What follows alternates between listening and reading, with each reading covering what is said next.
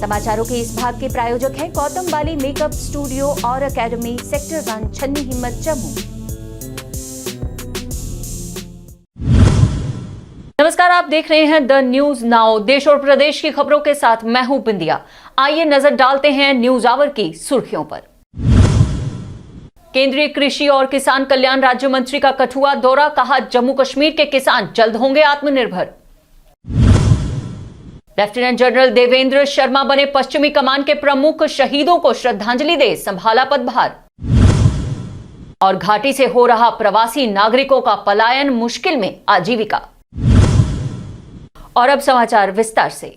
केंद्रीय कृषि और किसान कल्याण राज्य मंत्री शोभा करंदलाजे ने भारत सरकार के आउटरीच कार्यक्रम के तहत कठुआ जिले के दयाला चक का दौरा किया। इस अवसर पर उन्होंने जम्मू कश्मीर के किसानों द्वारा बागवानी विभाग और केंद्र सरकार द्वारा चलाई जाने वाली नीतियों के तहत काम करने की सराहना करते हुए कहा कि किसानों द्वारा इस तरह की भागीदारी से देश के कृषि उत्पादन में बढ़ोतरी होगी और आने वाले दिनों में जम्मू कश्मीर में कृषि उत्पादों का भंडार बनता नजर आएगा, जो यहाँ के किसानों को आत्मनिर्भर बनाएगा। In Kathua and Samba districts. I think in coming days Jammu and Kashmir will show their way to India by producing many of the different crops in this region, because this is a different tropical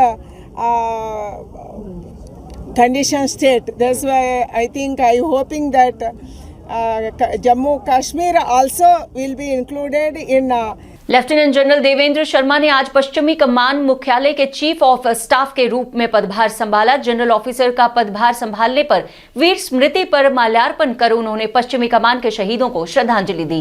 lieutenant general Devendra Sharma राष्ट्रीय रक्षा अकादमी और भारतीय सेना अकादमी के पूर्व छात्र रहे हैं। 3 दशकों से जनरल ऑफिसर ने महत्वपूर्ण नियुक्तियां की हैं, जहां उन्होंने पश्चिमी क्षेत्र में एक बख्तरबंद रेजिमेंट, एक बख्तरबंद ब्रिगेड और एक इन्फेंट्री डिवीजन की कमान संभाली है। इनकी वीरता के लिए सेना पदक और संयुक्त राष्ट्र सेना कमांडर की प्रशस्ति के साथ प्रमाणित किया गया है।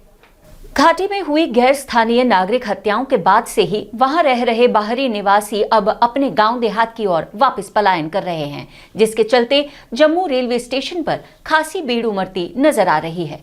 जहां एक तरफ प्रशासन इनकी हिफाजत का हवाला दे रहा है, वहीं कश्मीर से अफरा तफरी में पलायन करते हुए इन मजदूरों को बेरोजगारी की चिंता के साथ साथ किए हुए काम के मजदूरी न मिलने की चिंता भी सता रही है। आजीविका के लिए घाटी आए हुए इन गैर स्थानीय लोगों को अब जो घर वापस भेजा जा रहा है, तो इनके मेहनताने को इन तक पहुंचाने की सुविधा के बारे में भी प्रशासन को कोई न कोई। अब दोबारा कब जाएंगे वापस? जाएंगे कश्मीर नहीं जाएंगे। कश्मीर मेरे को 1 करोड़ रुपया दोगे कि जाओ, आप नहीं जाओगे तो काम क्या करोगे? हम लोग मान लो दिहाड़ी करेंगे, मजदूरी करेंगे, किसी के पास भीख मांग अपना बाल बच्चा, मगर कश्मीर नहीं जाएंगे।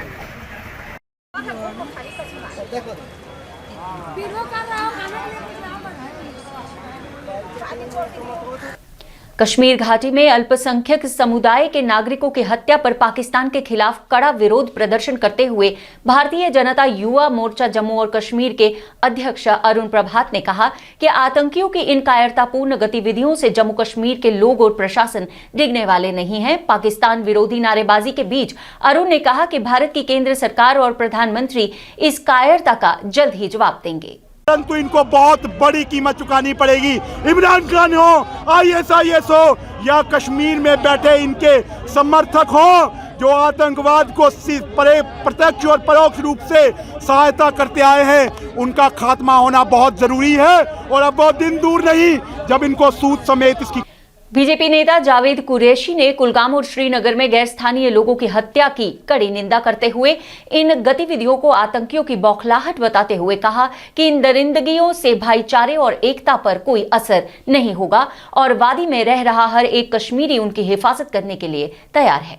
में वो जहद की बातें करते रहते हैं और इन कातिलों को कभी समझाने की कोशिश नहीं की गई कि इनको सही राह दें और इनको कहें कि गलत क्या है, सही क्या है, हमारे बच्चे किस दिशा में जा रहे हैं। मैं यहाँ के आवाम से अपील करता हूँ, ये वक्त आ चुका है कि इन फिरक परस्तों और इन दहशतगर्दों को कश्मीर से भगा भगा कर भेजना चाहिए और उन ताकतों को ये पता चलना चाहिए कि इस भाईचारे को ख़त्म करने वाला कोई नहीं है।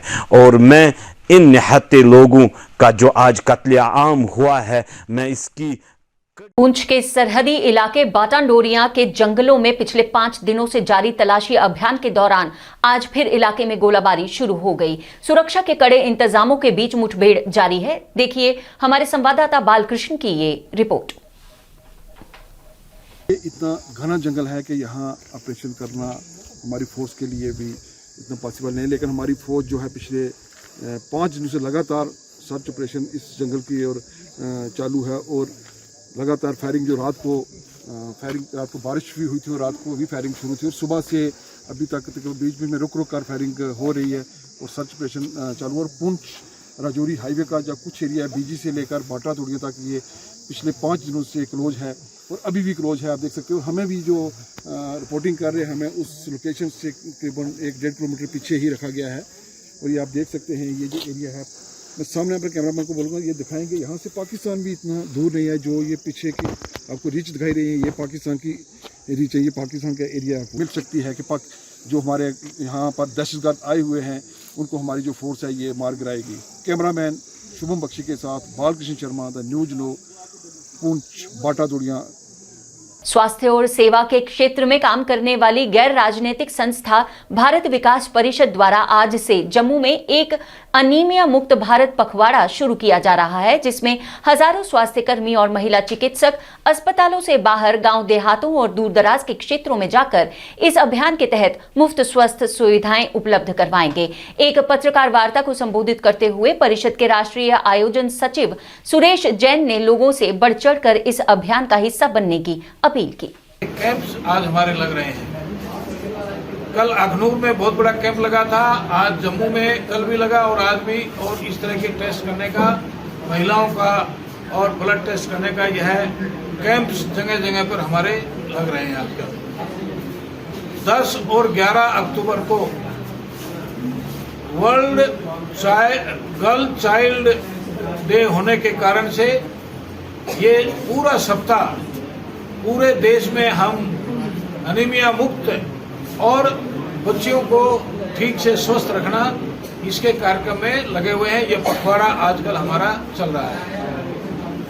जम्मू किस प्रकार की आवश्यकताएं हैं आत्मनिर्भर बनाने की और जम्मू के इंटीरियर में ग्रामीण क्षेत्र में किस प्रकार से गरीबी को दूर कर सकते हैं, लोगों को आत्मनिर्भर बना सकते हैं। कश्मीर में भी आज हमारे यहाँ कश्मीर से भी कार्यकर्ता आए हैं, उनको भी किस तरह से हम मिलकर के कश्मीर की घाटी में जो जम्मू जॉइंट स्टूडेंट फेडरेशन की ओर से आज जीजीएम साइंस कॉलेज के बाहर विद्यार्थी शहीद स्मारक पर 1966 के आंदोलन में शहीद हुए छात्रों को श्रद्धांजलि अर्पित करने के लिए हवन और समारोह का आयोजन किया गया।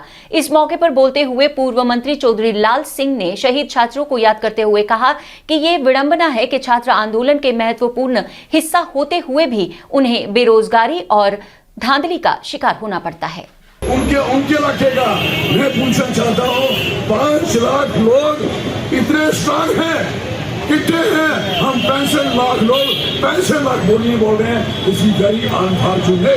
मैं कहना चाहूंगा हम सब लोग जम्मू के एक आदमी को यहाँ हिंदू मुस्लिम करने का सवाल नहीं, वी आर द डोगरा। हमें प्राउड होना चाहिए जिन्होंने सबसे दुनिया में देश में सबसे बड़ा कोई क्षेत्रफल था, जम्मू ही राज्य था जिसका 84,000 मुरब्बा मील था और सेकंड नंबर पे हैदराबाद था जिसका 82,000 मुरब्बा मील था। मैं कहना चाहता हूँ अब आप लोगों ने जिस तरीके से अब डिलिमिनेशन की बात सुन लो जो हो रही है वो 2000 किसे कह रहे हैं बेसिस पे सेंसस पे गांदरबल परिषद के चुनावों में आज हिलाल अहमद तांत्रिक को नगर परिषद गांदरबल का नया अध्यक्ष चुना गया है। ऊपर उपायुक्त, नायब तहसीलदार एवं कार्यपालक अधिकारी नगर परिषद गांदरबल की देखरेख में टाउन हॉल में हुई इस चुनाव प्रक्रिया में विभिन्न राजनीतिक दलों के सदस्य शामिल हुए। चुनाव प्रक्रिया में 17 पार्षदों ने भाग लिया, जिसमें 11 पार्षदों ने हिलाल अहमद के पक्ष में मतदान किया, जबकि पूर्व अध्यक्ष एडवोकेट अल्ताफ अहमद को केवल 6 वोट मिले। कठुआ में डेंगू के बढ़ते मामलों को लेकर वार्ड नंबर 7 के पार्षद अनिरुद्ध शर्मा ने आज अपने वार्ड में दवा का छिड़काव करवाते हुए लोगों से स्वच्छता के नियमों का पालन करने की अपील करते हुए अपने आसपास सफाई बनाए रखने की अपील की। जिला बारामूला के सोपोर क्षेत्र में सर सैयद दिवस कश्मीरी आलिगो द्वारा मनाया गया। यहां न्यू लाइट सोपोर में एक कार्यक्रम का आयोजन किया गया, जिसमें कश्मीर के गणमान्य व्यक्तियों, सदस्यों और छात्रों ने भाग लिया। इस अवसर पर सर सैयद अहमद खान के प्रबुद्ध विचारों पर प्रकाश डाला गया और महान अलीगढ़ मुस्लिम विश्वविद्यालय के संस्थापक और उनकी लंबी जीवन यात्रा को श्रद्धांजलि दी गई। समारोह के मुख्य आयोजक ने संस्मरण उत्सव को संबोधित करते हुए कहा कि सर सैयद का नागरिक समाज का दृष्टिकोण, व्यावहारिक जागरूकता पैदा करने के उनके निरंतर प्रयास, उनकी धर्मनिरपेक्ष शब्दावली और स्वदेशी आधुनिकता का उनका सुविचारित मॉडल याद रखने योग्य है। जम्मू कश्मीर में कई ऐसी पंचायतें भी हैं जिनका नाम हमने बहुत कम सुना है। रामबन जिले की ऐसी ही 3 पंचायतें, जिनमें बटसूल, खोड़ा, दरधाई ऐसे इलाकों के नाम हैं जो आपने पहली बार सुने होंगे। इन इलाकों में आबादी लगभग 25 से 30 हजार की है, लेकिन आज भी सड़कों जैसी बुनियादी सुविधाओं का यहाँ अभाव नजर आता है। यहाँ के लोग सन 1947 से भारत के संविधान के तहत समान रूप से मतदान तो कर रहे हैं, लेकिन आज भी यहाँ रहने वाले लोग मूलभूत सुविधाओं से वंचित हैं। लोगों का कहना है कि मरीजों को इलाज के लिए अगर रामबन जिला अस्पताल तक लेके जाना हो तो उन्हें बिस्तर या खाट का इस्तेमाल करना पड़ता है।